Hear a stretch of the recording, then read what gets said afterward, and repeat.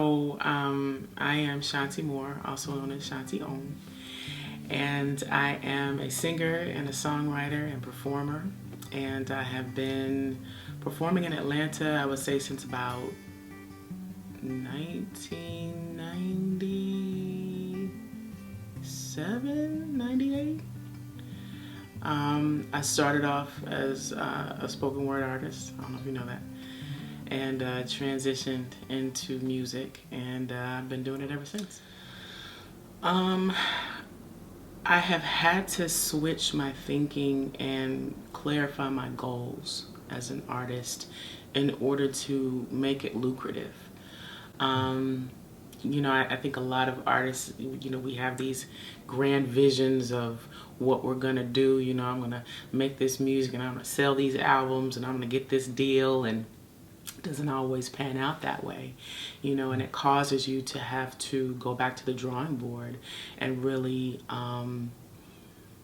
kind of restructure the blueprint of how to make the art sustainable, for your life. So now I'm looking more along the lines of licensing music, for film and television, because I still want to be able to receive some type of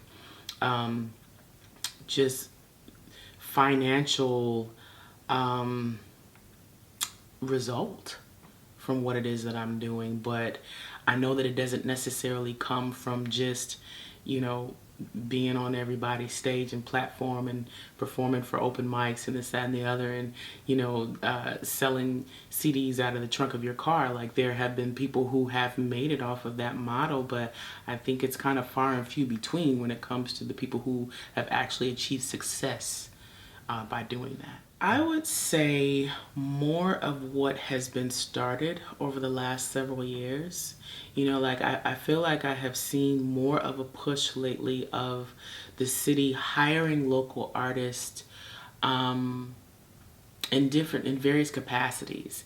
Whether it be creating murals, on buildings, or I think there was some type of partnership between MARTA in the city of Atlanta where people would, I guess, like busk or perform at different MARTA stations, but just like more of including the local artist on the scene. Stop reaching out constantly to bring artists to Atlanta, but utilize the art and the talent that's already in the city, and pay them, because I think that's something that has been an issue for years, is that people want art for free, and they don't recognize the struggle that it takes to create art, and to make a living while you're doing it.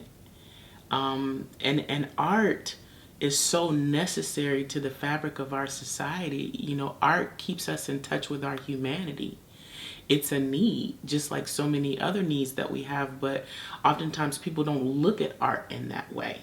They think, oh, well, this is just entertainment. This is fun to watch, fun to look at. But no, this is sustaining your life, whether you realize it or not. I feel like we can educate ourselves, but even before that, we can value ourselves. I think sometimes we're so concerned with being seen and being recognized that we devalue our own art. I remember very recently responding to a post on Instagram where this promoter was looking for female artists to perform on this particular lineup, and I had reached out to inquire about it, and they were like, okay, we got your MP3, we got your music, you're good to go, now submit the $7 admission fee.